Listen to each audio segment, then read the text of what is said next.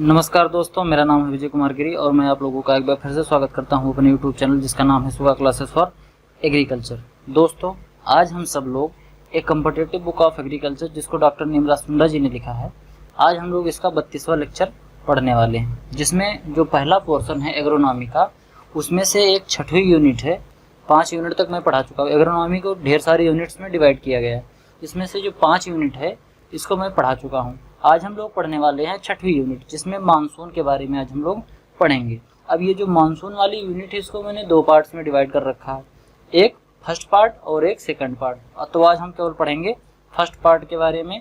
इसमें हम ये जानेंगे कि मानसून होता क्या है, ये नॉर्मल विंड से अलग क्यों होता है, जो नॉर्मल विंड फ्लो होती है और एक मानसून जो होता है, ये दोनों अलग क्यों होते हैं आपस में एक दूसरे से, और इसका क्या प्रभाव पड़ता है इंडिया पर मानसून का। ठीक, मानसून का क्या प्रभाव पड़ता है इंडिया पर, इन सब चीज़ों के बारे में आज हम लोग डिस्कशन करने वाले हैं। तो चलिए स्टार्ट करते हैं। सबसे पहले जान लेते हैं मानसून होता क्या है, ये ओरिजिनेट कैसे हुआ है, इस शब्द का मतलब क्या है और इसके कैरेक्टरिस्टिक्स क्या होते हैं। मतलब कि कौन सी वायु को या कौन सी विंड फ्लो को हम मानसून कहते हैं, कौन सी विंड फ्लो को हम मानसून नहीं कहते हैं। देखो, एक कहावत होती थी कि एक घाघ था, एक दार्शनिक, एक फिलोसफर था, काफ़ी पुराने समय की बात है। तो उसने एक कहावत लिखी थी, गांव में अभी भी कुछ लोग कहा करते हैं, जो बड़े बुजुर्ग हैं, वो कहते हैं कि भुइयाँ लोट चले पुरवाई तब समझो बरखा ऋतु आई। मतलब भुइयाँ लोट या आमाझोर, मतलब बहुत तेज से जब पूर्वा हवा चलने लगती है, जिसको हम बोलते हैं साउथ ईस्ट मानसून, तो हम समझ सकते हैं कि हाँ, it is the first indication that monsoon is coming. ये पहला ऐसा इंडिकेशन होता है कि हाँ, अब मानसून आने वाला, जब बहुत तेज़ी से हवा चलने लगती है। इसी वजह से आप लोगों ने ऐसा महसूस करा होगा कि जब मानसून आने वाला होता है तो उससे 10-15 दिन पहले से ही आंधी आना शुरू हो जाती है, खूब आंधी आता है।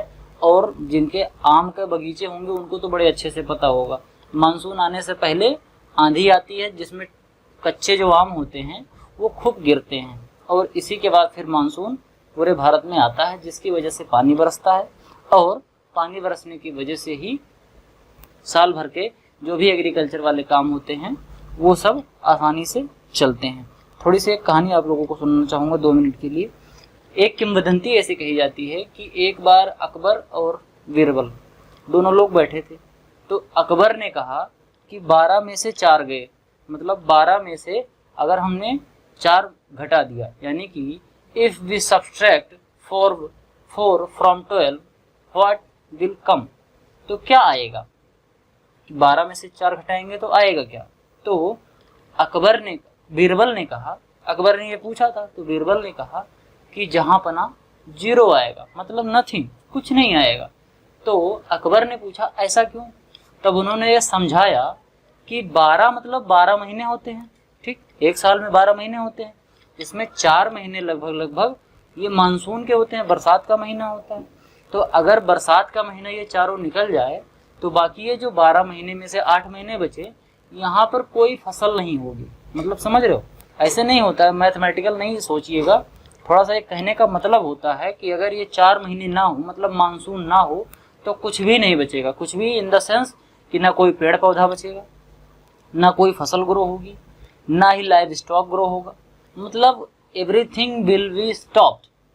इसीलिए जहाँ पर एग्रीकल्चर नहीं है उस देश का डेवलपमेंट सही से नहीं होता है, क्योंकि एग्रीकल्चर काफ़ी इम्पोर्टेंट एक एस्पेक्ट्स है किसी भी कंट्री के डेवलपमेंट का।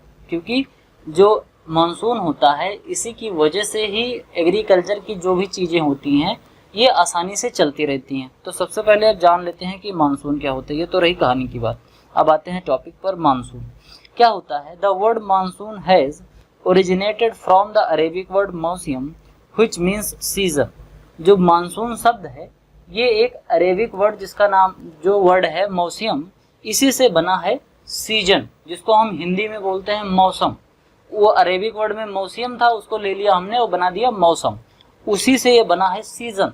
समझ गए, इंग्लिश में इसको हम सीजन बोलते हैं, अरेबिक वर्ड से आया है मौसम, जिसका मतलब होता है season. Monsoon is often refer to seasonal reversal of wind over the Indian ocean specially in Arabian ocean. जो हमारा इंडियन ओशियन है, इंडियन ओशियन में जो अरेबियन सी वाला पार्ट है, अरेबियन सी से मानसून आता है। तो इसी एक मानसून को जो सीजनली हवा के डायरेक्शन में चेंज होता है, जैसे अगर आप बात करें, ठंडी में ज़्यादातर हवाएं दूसरे डायरेक्शन में चलती हैं, गर्मी में ज़्यादातर हवाएं दूसरे डायरेक्शन में चलती हैं। तो इसी वजह से जो सीजन की वजह से हवा के डायरेक्शन में थोड़ा थोड़ा चेंज आता है, उसी को हम मानसून कह सकते हैं। ठीक, उसी को कहा जाता है। अब India is situated in the north east trade wind zone and these trade winds continue through out the year. India जो है वो नॉर्थ ईस्ट विंड जोन में है, north east trade wind zone में है। नॉर्थ ईस्ट का मतलब होता है उत्तरी पूर्वी जोन, मतलब हवा जो होती है ये उत्तर पूर्वी साइड में जब बहती है तो इंडिया में आती है। ठीक, तो इसी वजह से जो साल भर ज़्यादातर हवाएं जो चलती हैं भारत में, वो नॉर्थ ईस्ट वाली हवाएं चलती हैं। अब जो मानसून होता है या ओवरऑल प्रेसिपिटेशन, जो भारत में पानी बरसता है, किसी भी तरीके से प्रेसिपिटेशन होता है। अब ये प्रेसिपिटेशन क्या होता है, इसका जो एक्चुअल मीनिंग होता है वर्ड का, इसको मैंने आगे पढ़ा रखा है। आगे 2-3 लेक्चर जो मैंने अभी पहले में पढ़ाया है, उसमें मैंने प्रेसिपिटेशन के बारे में अच्छे से डिटेल में समझाया है। तो जो टोटल अमाउंट ऑफ प्रेसिपिटेशन है कंट्री में, भारत में, वो कितना है, 1194 मिलीमीटर, यानी कि एक साल में 1194 मिलीमीटर बरसात होती है। ठीक, फिर अगला पॉइंट जो है वो है total rainfall generated volume in India. मतलब ये जो 1194 मिलीमीटर पर पानी बरसात हो रही है, इसका अगर हम वॉल्यूम देखें तो इसका वॉल्यूम होता है 400 million hectare metre. 400 million hectare metre पानी बरसता है। अब 400 मिलियन हेक्टेयर मीटर का क्या मतलब होता है, देखो बात समझते हैं। 1 मिलियन हेक्टेयर मीटर का मतलब होता है, 1 मिलियन हेक्टेयर मीटर का मतलब होता है कि किसी एक हेक्टेयर क्षेत्रफल में, कितने में, किसी एक हेक्टेयर क्षेत्रफल में 1 मीटर, कितना मीटर, 1 मीटर जब पानी भर जाता है। ऐसे बात समझो कि जैसे मान लो कि कोई एक तालाब है, उस तालाब का जो क्षेत्रफल है वो कितना है, 1 हेक्टेयर का है। 1 हेक्टेयर का मतलब होता है 100 मीटर लंबा और 100 मीटर चौड़ा। कोई एक ऐसा वर्गाकार तालाब हो जिसकी लंबाई 100 मीटर लंबा हो और 100 मीटर ही चौड़ा हो, तो उसको हम बोलते हैं 1 हेक्टेयर। अगर उतने तालाब में 1 मीटर गहरा पानी हो, उतने तालाब में अगर 1 मीटर गहरा पानी हो, तो उसको हम बोलेंगे 1 हेक्टेयर मीटर पानी है। कितना मात्रा होता है 1 हेक्टेयर मीटर पानी का, मतलब कितना ढेर सारा पानी। उसी तरीके से अगर 400 मिलियन हेक्टेयर मीटर, 1 मिलियन होता है 10 लाख हेक्टेयर, उसी तरीके से 400 मिलियन हेक्टेयर मतलब कि 10 लाख में 400 से मल्टीप्लाई जब करोगे तो आएगा उतना हेक्टेयर मीटर पानी। मतलब 400 मिलियन हेक्टेयर जमीन पर अगर 1 मीटर गहरा पानी हो जाए, उतना पानी भारत में एक साल के अंदर बरसता है। समझ गए बात। अब एवरेज रेनी डे भारत में जो होता है, इंडिया में साल भर में लगभग 130 दिन ऐसा होता है जिसको हम रेनी डे में कंसीडर करते हैं। 4×3=12, मतलब कि वो 4 महीने कंटिन्यू, बाकी 10 महीने, ऐसे कुल मिला के 103 महीने होते हैं। अब ये 4 महीने जो हमने बोले मानसून वाले, चारों महीने तो ऐसे होंगे नहीं कि चारों महीने में बरसात होती है। कुछ बरसात ठंडी में होती है, कुछ बरसात गर्मी में होती है, और ज़्यादातर बरसात मानसून बरसात के समय में होती है, रेनी सीजन में होती है। तो कुल मिला के 130 डेज का रेनी सीजन इंडिया में होता है। अब रेनी डेज और नॉर्मल डेज को कैसे डिफाइन करते हैं कि हाँ ये रेनी डेज है और ये नॉर्मल डेज है। अगर 24 घंटे के अंदर, एक दिन में जो 24 घंटे होते हैं उसमें 2.5 मिलीमीटर से ज़्यादा पानी बरस रहा है, कितना मिलीमीटर, 2.5 मिलीमीटर से अगर ज़्यादा पानी की बरसात हो रही है 24 घंटे में, तो उसको हम कंसिडर करते हैं रेनी डेज। 2.5 मीटर से ज़्यादा होना चाहिए, 3 metre, 4 metre, 5 metre, millimetre, sorry गड़बड़ हो गया, मिलीमीटर, 3 मिलीमीटर, 4 मिलीमीटर। अगर 2.5 मिलीमीटर से ज़्यादा बरसात हो रही है तो उसको हम बोलेंगे rainy days.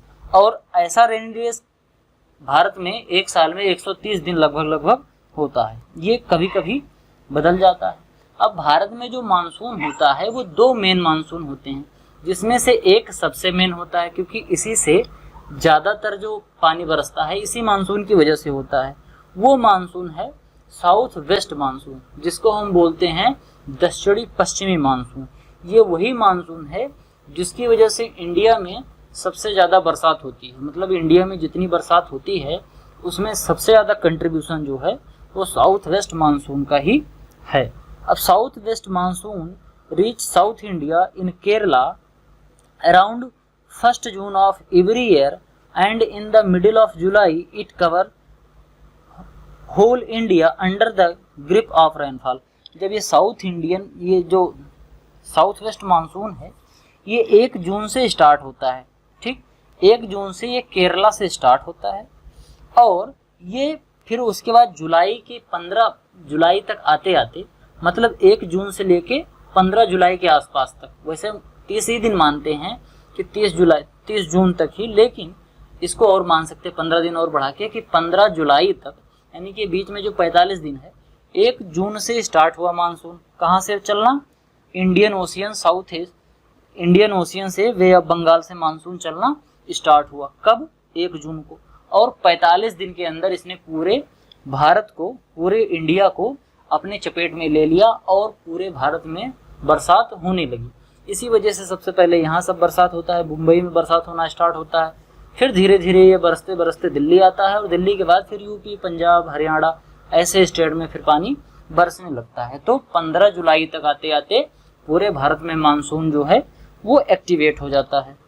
It withdrawal from western Rajasthan in 29 September to complete withdrawal from the whole country to 15 October. अब ये जो मानसून साउथ वेस्ट मानसून आया है ये 15 जुलाई से तो एक्टिवेट हो गया।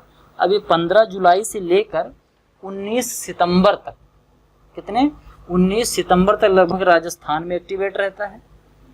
और उसके बाद ये राजस्थान से फिर क्या होगा? विथड्रॉल हो जाएगा, मतलब राजस्थान से फिर से वापस आएगा और फिर से चला जाएगा कहाँ? इंडियन ओशियन में, अरेबियन सी में ये फिर से चला जाएगा।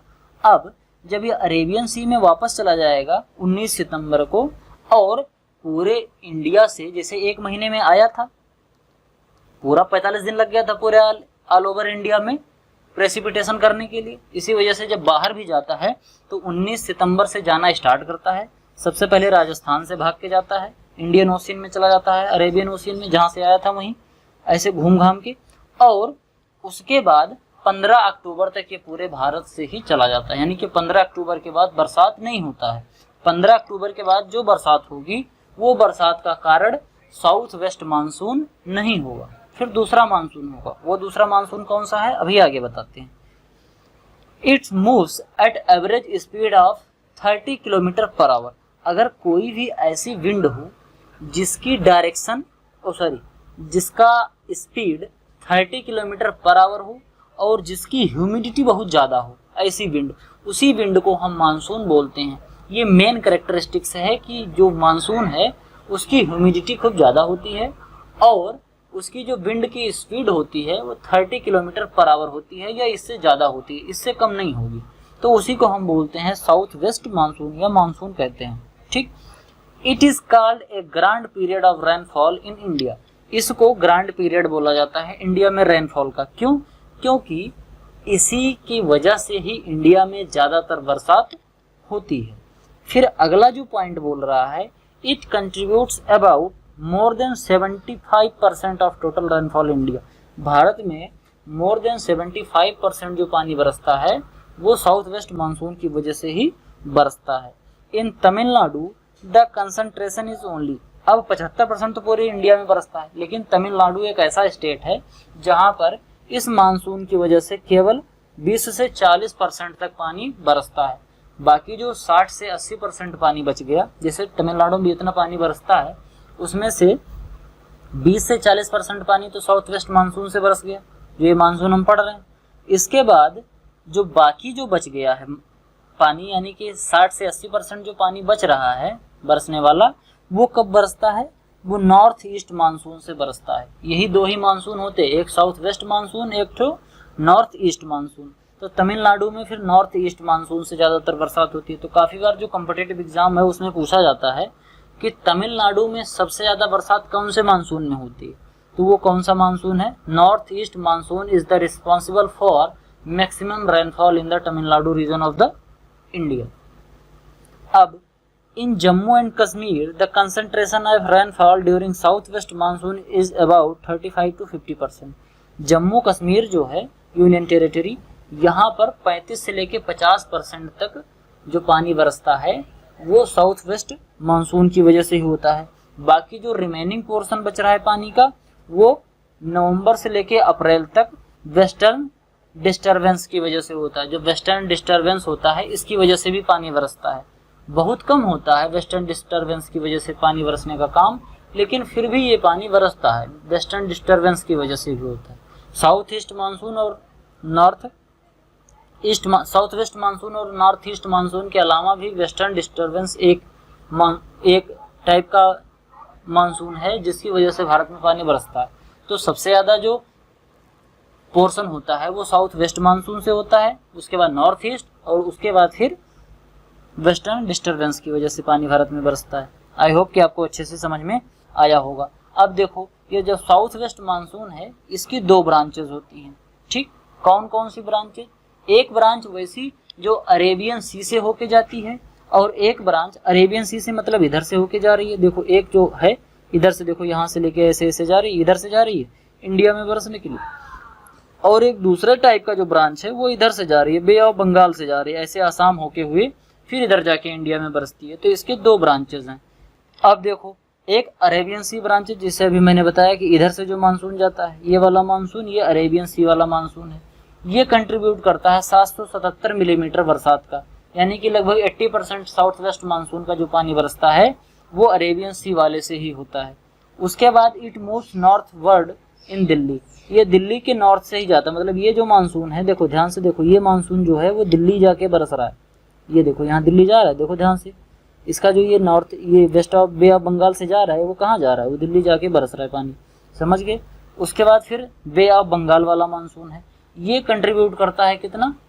340 मिलीमीटर, यानी कि 80% जो साउथ वेस्ट मानसून है, सॉरी 20% वो बे ऑफ बंगाल से आता है। जो साउथ वेस्ट मानसून है उसमें से 80% कहाँ से आया? 80% आया अरेबियन सी वाले ब्रांच से आया, और जो बचा 20% वो कहाँ से आया? वो साउथ वेस्ट मानसून का जो 20% पोर्शन बचा वो कहाँ से आता है? बे ऑफ बंगाल से आ रहा है। आई होप कि आपको साउथ वेस्ट मानसून की जो दोनों ब्रांचेस हैं, इंडिया में कैसे बरसता है, कब से स्टार्ट होता है और कब तक बरसता है, कब विड्रॉल होता है, कब वापस लौटता है, ये सब मैंने आपको अच्छे से समझा दिया। अब देखो it move up to Assam. अब ये जो बे ऑफ बंगाल वाला जो है ये आसाम से होकर जाता है, आसाम से होकर फिर हिमालयन रीजन में जाता है। ध्यान से देखो ये जो एरो बना है ये आसाम से होकर फिर हिमालयन रीजन के पास जाकर बरसता रहता है। फिर अगला जो इम्पोर्टेंट मानसून है वो है द नॉर्थ ईस्ट मानसून। अब ये नॉर्थ ईस्ट मानसून जो होता है इसको हम रिटर्निंग मानसून या वापस आता मानसून भी हम कहते हैं। North east monsoon is onset at about 15 October, यानी कि 15 अक्टूबर भी मैंने बताया था ना, 15 अक्टूबर के बाद पानी नहीं बरसता है। जो साउथ ईस्ट मानसून होता है उसमें, साउथ वेस्ट मानसून जो होता है उसमें 15 अक्टूबर के बाद पानी नहीं बरसता है। अगर अब जो पानी बरस रहा है वो दूसरे मानसून की वजह से, वो दूसरा मानसून कौन सा है? नॉर्थ ईस्ट मानसून जो है ये 15 अक्टूबर के बाद पानी बरसवाता है। लिमिटेड, ये बहुत लिमिटेड होता है, बहुत ज़्यादा नहीं होता, क्योंकि मैंने तुमको बताया ना कि 80% जो पानी बरसता है वो साउथ वेस्ट मानसून की वजह से ही होता है। तो बाकी जो बच गया 20%, उसमें से थोड़ा सा परसेंट नॉर्थ ईस्ट मानसून की वजह से होता है और थोड़ा सा परसेंट जो बच गया वो वेस्टर्न डिस्टरबेंस की वजह से होता है। अब आंध्र प्रदेश और तमिलनाडु का एरिया जो मैंने बताया था कि बहुत थोड़ा सा पानी साउथ वेस्ट मानसून की वजह से बरसता है, तो वहाँ पर जो पानी कवर होता है फिर बरसने वाला, वो नॉर्थ ईस्ट मानसून जो इधर का मानसून आता है वो यहाँ पर अच्छे से कवर कर लेता है। तमिलनाडु और आंध्र प्रदेश वाला रीजन, यहाँ पर ज़्यादा पानी किससे वजह से बरसता है? नॉर्थ ईस्ट मानसून की वजह से बरसता है। ये जो विथड्रॉल होता है ये लगभग मिड दिसंबर तक होता है, यानी कि 15 अक्टूबर से लेके और 15 दिसंबर के बीच का जो भारत में पानी बरसता है, ये क्यों बरसता है? ये नॉर्थ ईस्ट मानसून की वजह से ही बरसता है। Tamil Nadu gets highest annual rainfall in north east monsoon followed by Andhra Pradesh. अब ये जो नॉर्थ ईस्ट मानसून होता है ये सबसे ज़्यादा पानी बरसाता है कहाँ पर? तमिलनाडु में। उसके बाद फिर कहाँ बरसाता है? आंध्र प्रदेश में। तो आंध्र प्रदेश और तमिलनाडु ही ऐसे स्टेट हैं जहां पर नॉर्थ ईस्ट वाले मानसून का पानी ज़्यादा बरसता है। This monsoon is also known as retreating monsoon, यानी कि दोबारा लौटता हुआ मानसून, इसको बोलते हैं रिट्रीटिंग मानसून। ये दोबारा से रिट्रीट करता है, जहां जहां कम पानी बरसा हुआ है वहां पर फिर पानी ये बरस कर कंप्लीट कर लेता है। समझ गए बात। It contribute about 50% of total rainfall. अब 80% तो साउथ वेस्ट मानसून ने कवर कर लिया था, 15% नॉर्थ ईस्ट मानसून ने कवर कर लिया, बचा 5%। ये 5% कौन कवर कर लेगा? वेस्टर्न डिस्टर्बेंस की वजह से जो पानी बरसता है वो कवर कर लेगा 5। अब वेस्टर्न डिस्टर्बेंस क्या होता है? ये क्या होता है कि जब ये जो हमारे वेस्टर्न कंट्रीज हैं, यहाँ पर जब हवा में कभी डिस्टर्बेंस हो जाता है तो हवा अपना डायरेक्शन बदल लेती है, और हवा अपना डायरेक्शन बदल के क्या होता है कि ये टर्की, सीरिया, इराक, ईरान से होते हुए अफगानिस्तान और पाकिस्तान ये आके फिर बरसती हैं। कहाँ पर? यहाँ पर बरसता है। ठीक, जैसे अभी मैंने बताया था कि वेस्टर्न डिस्टर्बेंस की वजह से जम्मू कश्मीर पे पानी बरसता है, तो यहाँ पर आके ये हिमालय पे आके यहीं पे ये जो गर्म गर्म हवाएं होती हैं इधर से आता है, तो इधर रेगिस्तान से तुर्की, ईरान, इराक, सीरिया से होके आता है, तो यहाँ बहुत कस के गर्म हो जाता है हवा।